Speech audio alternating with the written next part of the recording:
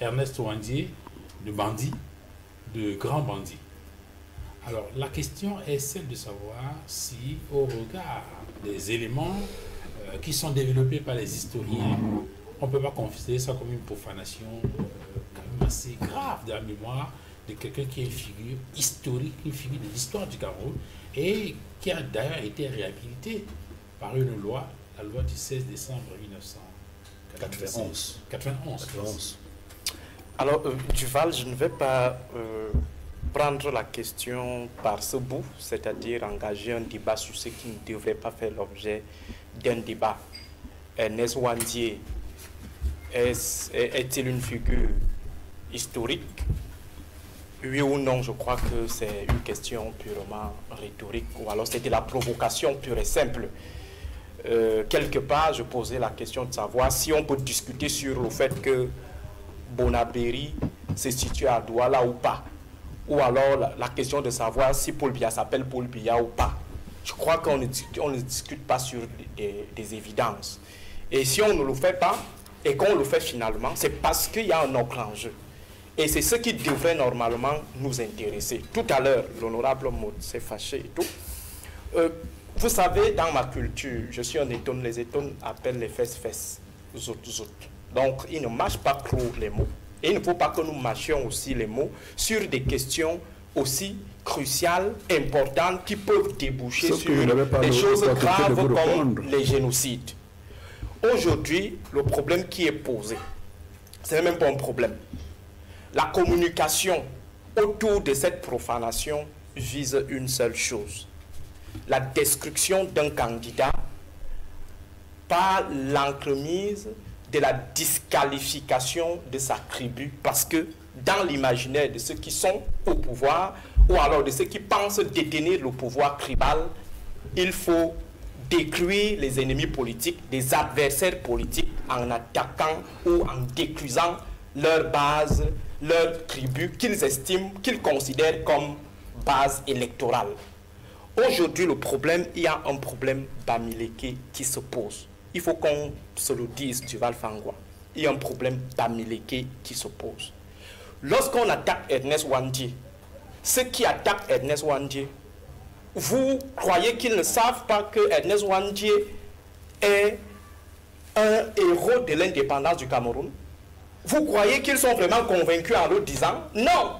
Ils le disent de manière intentionnelle et stratégique pour prouver déjà qu'il n'y a jamais eu de héros de l'indépendance ou héros politique en pays bamileke, pour vous démontrer que les bamileke ont toujours fait dans la falsification de l'histoire et créé leurs héros, pour vous faire savoir qu'ils sont des envahisseurs purs et simples, ils ont toujours tué, parce que la personne, l'auteur de cette boule puante, vous parle d'une histoire qui a eu lieu, je crois, dans le Mungo et tout. Donc ce sont des constructions des cabinets noirs de l'ordre dominant qui visent à atteindre l'adversaire Kamto en attaquant sa communauté. John Frondi a été victime de la même ennemisation de sa communauté, ou alors la bouc émissérisation de sa communauté. Donc aujourd'hui, il faut que nous soyons assez honnêtes. Il faut que nous soyons assez rigoureux dans le langage, ne pas faire dans la langue de bois. Le problème de Ouandié qui est posé aujourd'hui n'a rien à voir avec le fond qui est son statut de héros, ou alors son statut de figure emblématique des luttes d'indépendance. Le problème aujourd'hui est celui d'attaquer la communauté de base de Maurice Kamto. C'est de ça qu'il s'agit, Duval. Alors il faut voir, il faut situer la chose dans son contexte. Le contexte est le contexte de Meyo, où il y a eu des événements. Le contexte est celui des jeunes gars qui ont envahi TikTok pour dire qu'ils vont couper les gens d'une communauté avec les machettes, le moment venu.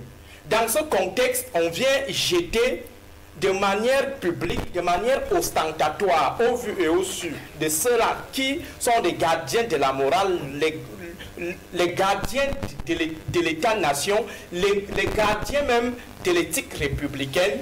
Ils observent comment un individu ou des individus décident d'organiser un débat qui n'a pour seul fondement estimer que ces gars sont des faussaires, ils n'ont jamais eu un héros un jour.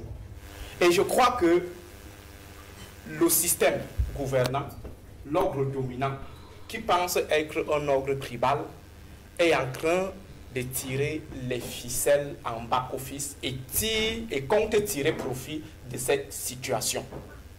C'est-à-dire, on essaye de mettre en avant un récit totalement tronqué parce qu'on va atteindre un objectif spécifique. Je le dis, Duval Fangwa, ces gars qui ont posé le problème du statut de bandit de Ernest Ouandjé ne sont pas eux-mêmes convaincus de ce qu'ils disent, mais ils sont tout simplement actionnés par le cabinet noir du renouveau qui est en train de préparer les élections présidentielles. Mais pourquoi vous en arrivez à cette conclusion ici?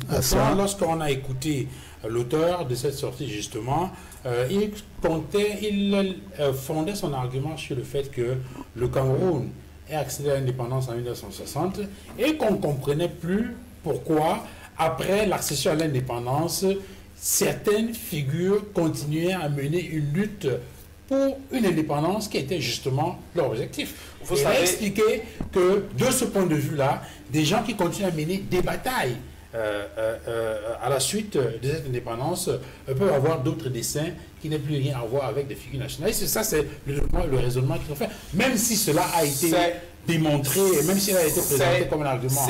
C'est un faux raisonnement, Duval. Moi, je ne voulais pas entrer dans ce débat, ma foi, qui est un non-lieu. La question est simple. Est-ce que lorsque une armée gouvernementale décide de mener des exactions sur le terrain, de tuer les ennemis, est-ce que c'est l'acte de tuer fait de cette armée gouvernementale un contingent de bandits? Le problème, c'est au niveau de la violence. La notion de la force légitime. La force légitime. Ça veut dire en situation d'oppression coloniale, en situation d'oppression néocoloniale, face aux nationalistes qui ont la force légitime. Ce sont les nationalistes qui ont la force légitime. Parce que même quand l'armée tue en situation de force légitime, ce ne sont pas des étrangers.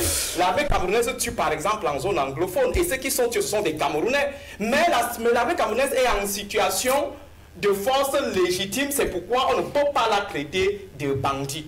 Alors je pose une question simple, Duval. Entre l'armée coloniale, l'armée néocoloniale et l'armée nationaliste qui est en situation de légitime défense. Dès qu'on trouve celui qui est en situation de légitime défense, on saura qui est finalement bandit dans cette affaire. Donc c'est pourquoi je ne voulais pas entrer dans ce débat académique ou ce débat intellectuellement sophistiqué en essayant de vous montrer là où se situe le problème. Le problème, c'est celui que j'ai pointé tout à l'heure, c'est-à-dire que dans la préservation des intérêts à venir en octobre, il faut chercher à fragiliser un candidat à partir de sa communauté parce que dans leur imaginaire, les candidats sont supportés par leur communauté. Alors, Edmond Kamgia, il y a donc un ensemble de questionnements autour de cette sortie de ce compatriote en rapport avec la mémoire d'Ernest Ouandjé. Est-ce que finalement cela traduit l'ignorance